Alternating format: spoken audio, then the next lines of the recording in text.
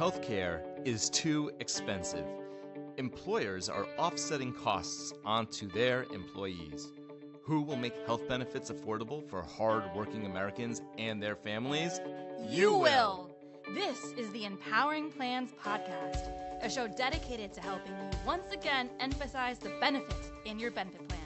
Now prepare to learn, Plan, save, and protect with the FIA Group. Hello, welcome to another episode of Empowering Plans. Today you have myself, Kelly Dempsey, attorney in the consulting department here at FIA, along with Naga Vivekanandan, another attorney in our consulting department. If you've listened to us, we are generally tackling these podcasts together, and we have a new episode for you today to talk about some recent litigation. Not an unusual thing for attorneys to talk about, but we're specifically focusing on a lawsuit involving a 340B litigation, which you might wonder, why is a self-funded plan, why do they care? And that's exactly what we're doing this. We're going over this to know why you should actually be paying attention if you're in the self-funded space. So to give a quick background, there were 3 lawsuits filed by 3 major health systems, all against the same PBM, specifically it was CVS, and which is not the important piece of this at all. But the reason why we're talking about it is because the lawsuits were filed against this organization and several entities that are involved related to the 340B administration. And the complaints are in different jurisdictions, meaning different areas of the country, but they are all very similar in nature. There's a couple of differences, and we'll dive into that later. But all 3 lawsuits were filed on the same day by the same law firm, which is why we're discussing them together as well. So clearly there is some sort of bigger picture thing happening behind the scenes that maybe we don't have visibility on. The lawsuit is brand new. It was just filed recently, so there hasn't even been a chance for the parties to respond to the initial complaint. So that time frame is still moving. And like Naga and I have talked about before on prior podcasts where we talk about litigation, it's very frequent that the first step, that's the first thing they teach you in law school, is file a motion to dismiss, 12B6 motion to dismiss. So while we can't say that that's what will happen, it's, strong possibility that will be something that gets filed in these, and we'll obviously see how these play out. But these cases are obviously getting attention. We've talked a lot in the PBM space. If you've listened to any of our webinars or blogs or anything like that, FIA has been discussing what's happening in the PBM space because it's raising questions about transparency, price transparency, which we know is a hot topic, not only for PBMs, but also for just providers in general. Another common thread is contract pharmacy arrangements. So those have obviously been under fire with the Tennessee litigation and law that passed related to limiting how the entities can be involved, kind of referencing a real life game of Monopoly effectively. There's reimbursement practices and audit rights and vertical integration of healthcare. All of these themes are running themes that we see across the self-funded landscape and the health insurance landscape in general. So it's not unique to the entities that are involved here. It's just another kind of drop in the bucket of everything else that we see going on, and how these themes are just continuing to pop up in different areas of the health insurance industry over and over and over again. So one of the reasons, again, why we're talking about this lawsuit and why it's important to self-funded plans is because self-funded plans do actually utilize drugs that might be obtained through a 340B program and are ultimately being reimbursing the providers for these drugs that they're obtaining. And the allegations are focused on how claims are paid and how the reimbursement dollars are distributed, and the different entities that are involved in the process.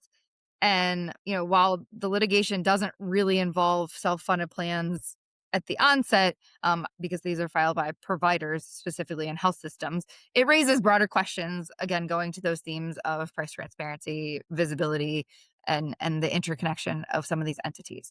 So this is another case highlighting the increasingly complex relationships that we're starting to kind of get a better look at across the industry, especially as the trend in a lot of places, and we've talked about this again on webinars and podcasts and things, are that there's a lot of larger entities buying up smaller entities and taking larger shares. And it's happening with TPAs as well. This isn't unique to the provider space.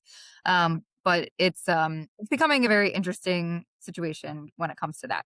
So again, important disclaimer here that this lawsuit, again, they're allegations. The litigation is in very early stages, so there's a lot of different directions that these different court cases and ways that they could play out.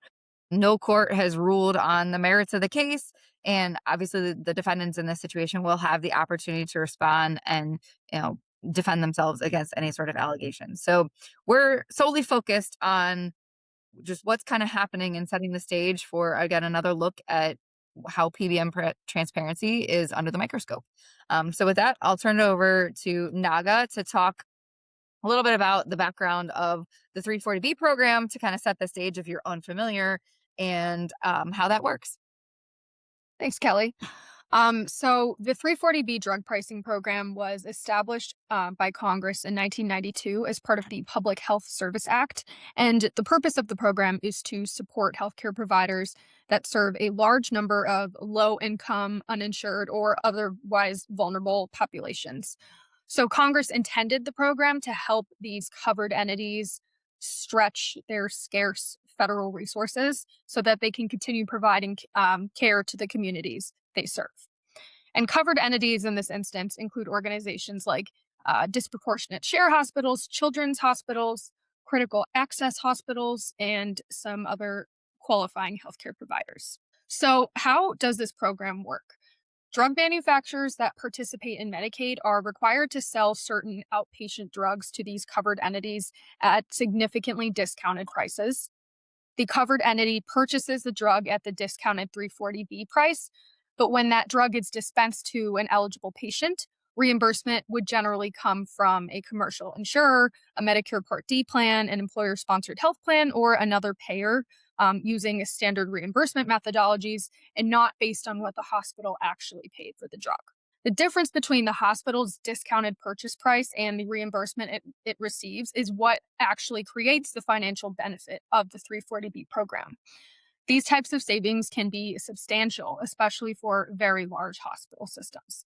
And many hospitals rely on these savings to support services that might otherwise not be financially sustainable, like uncompensated care, programs for uninsured patients, specialty services such as oncology, and some other government programs.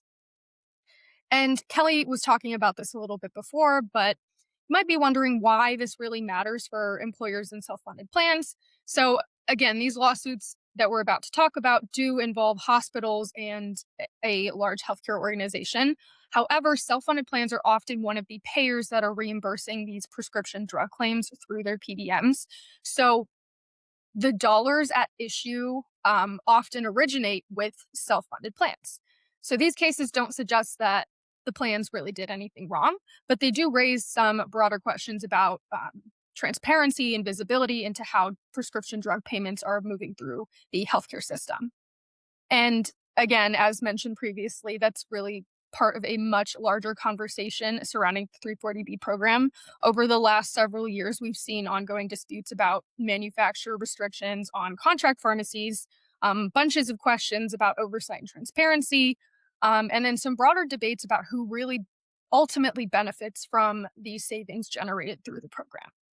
And these lawsuits fit into that larger discussion. So that kind of brings us to contract pharmacies because they are at the center of these lawsuits.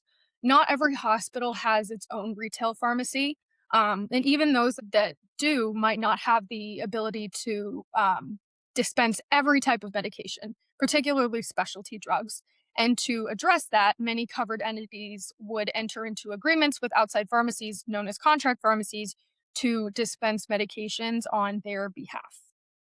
So in a typical arrangement, the covered entity purchases or replenishes the 340B inventory while the contract pharmacy actually dispenses the medication to the patient.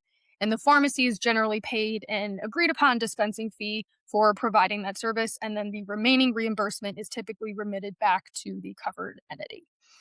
Many covered entities also work with TPAs to help manage the program. So these TPAs would help identify which claims qualify for 340B treatment. They might track inventory. They might assist with compliance.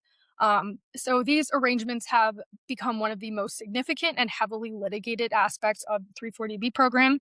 Many hospitals rely heavily on contract pharmacies to administer their 340B programs and generate savings. And as we'll discuss next, the allegations in these lawsuits focus less on whether contract pharmacies should exist, but more about what covered entities receive, about reimbursement amounts, how money moves through these arrangements after a claim is paid. So I'll turn it back to Kelly to dive into these complaints a bit more. All right. Thanks, Naga. And feel free to supplement because I know you've done some deep dives in some of these lawsuits. So we'll go over kind of the core allegations and the key differences among the three complaints. The complaints are very similar, which is generally to be expected based on the fact that they were filed by the same law firm. And they obviously picked the three different venues based on where the plaintiffs were located. So and then there could be more. I will say there could be more legal theory as to where how they picked their plaintiffs based on location and courts and what the precedent might be in those areas. Naga and I admittedly did not do a super deep dive into the different districts and how things might play out. But sometimes attorneys, just from our, what we've learned in law school and the tips and tricks that you pick up in practice is you pick venues and, as long as it falls within the rules of where you're allowed to follow it, sometimes seeing if you can get different courts to come to different conclusions, which then allows them to escalate to get a broader ruling on the topic. So again, lots of theory here. Like this is all just me being a conspiracy theorist at this point. But that's, that is some of the strategy of how legal minds work, is that they look for certain venues to file them in and to try to come up with either similar decisions. And if they get similar decisions in all the courts, then they win and they don't need to go any further. But if they lose in one court or another court, they can, depending on where they're located, they could potentially continue their appeals up through the systems. I know when I was in law school, total sidebar, but my boss had a case in two different districts in the state of Ohio, and we had two different outcomes in the two different districts. So we had a certified conflict. So we were able to appeal to the Ohio Supreme Court and ended up winning at the Ohio Supreme Court. So, that was always a fun sidebar. And one of the few times that I actually wrote a legal brief in my early law career that I actually felt made a real difference in things. So anyway, back to the lawsuits we're talking about. So again, all three complaints were filed by the same law firm. They are essentially the same when it comes to the causes of action that they went for and the common allegations that stem throughout. The primary differences are really in the examples used to support the different allegations, the different types of damages that were incurred, and the level of detail regarding their audits and reimbursement data, which is exactly what we would expect because it's all based on their individual experiences. So when you're talking about where the differences are, it's differences in actually the fact patterns and how they played out for the different hospital entities. So that's not really unexpected in this situation. They're obviously applying the same theories and causes of actions based on their different experiences. So the common allegations across all the lawsuits are related to the reimbursement processes, the retention of 340B revenue, the lack of transparency, and then the causes of actions that were included in there were breach of contract, the common law fraud, and civil RICO claims. So again, very similar against those things, and that's kind of what we would expect. In looking at these, this is exactly what we would expect to see based on what we know the lawsuit to be about. So, again, each hospital had their own different facts, and if you're curious about that, you can reach out to us and we can dive in to the different complaints. If you're curious and you are maybe in an area where one of these providers is close to you, we can certainly do that. A couple of key differences that I want to draw attention to is that the University of Kansas complaint has the largest damages allegation. So the largest amount of money they're saying and hurt they're saying caused them. The University of Michigan complaint has the strongest focus on corporate structure. So kind of interesting to see like the little bit of differences that are happening in there. which is it's just interesting. I mean, this is the kind of stuff that, makes lawyers tick, I guess. So Naga, is there anything that I didn't really talk a whole lot of dirty detail about things, but is there anything that you would like to draw attention to in any of those specific lawsuits? I'll just mention another little difference that isn't truly relevant, but the Mount Sinai complaint contained some very detailed examples of the alleged conduct. It cited specific drugs in the 340B program. Basically, they alleged that reimbursement differed depending on whether a prescription was filled through the specialty pharmacy in question or a Mount Sinai pharmacy. So it's just another difference in one of the complaints. Makes sense. All right. Well, thanks for that added color. And I will turn it over to you to talk a little bit about the potential industry implications before we wrap it up for the day. Yeah. So, regardless of how these lawsuits ultimately turn out, they certainly raise some interesting questions that extend very well beyond the parties that are involved. One of the biggest themes, as we've mentioned several times before, is transparency. If I had a nickel for every time I said transparency, this podcast. The complaints raise questions about how much visibility covered entities should have into reimbursement amounts and what information contract pharmacies, administrators, and PBMs should be providing. If hospitals are relying on reports generated by other entities, what level of detail should those reports include? And should covered entities be able to independently verify the reimbursement amounts that are being reported? Another important issue is audit rights. The amended complaints place some very significant emphasis on the hospital's efforts to obtain additional information. That raises questions about how meaningful audit rights really are if the underlying reimbursement data isn't readily available or if access to that information is limited for some other reason. These cases could also influence future contract pharmacy agreements. We could see parties placing some greater emphasis on reporting requirements, expanding their audit provisions, or requiring some more detailed reimbursement disclosures, just so covered entities have some greater visibility into the flow of funds. And finally, while these lawsuits do arise in the context of the 340B program, they reinforce a much broader issue that many employers and self-funded plans have been focused on for years. A single prescription claim may involve a manufacturer, a PBM, a specialty pharmacy, a contract pharmacy, a TPA, the covered entity, and ultimately the health plan that's paying the claim. So a bunch of parties involved. These cases just serve as another reminder of how many participants can be involved in a single prescription drug transaction and why exactly employers continue to ask for greater transparency into where their dollars ultimately go. Yeah, with you listing all those different entities that are involved, it's confusing. And, I think that's the world that we live in these days, is that people are desiring more transparency and more understanding, which is good. A lot of life teaches us to be interested in that kind of stuff and ask those questions and be more curious. So it's asking people, it's challenging, I guess, challenging the status quo is how we would look at it, and the way the systems are built. So I think that this is a natural evolution again, and it was not only a matter of time before we saw some sort of lawsuit like this pop up. Again, it's kind of a different legal theory and different angle that has not necessarily been presented yet, and it's another route to explore what's happening.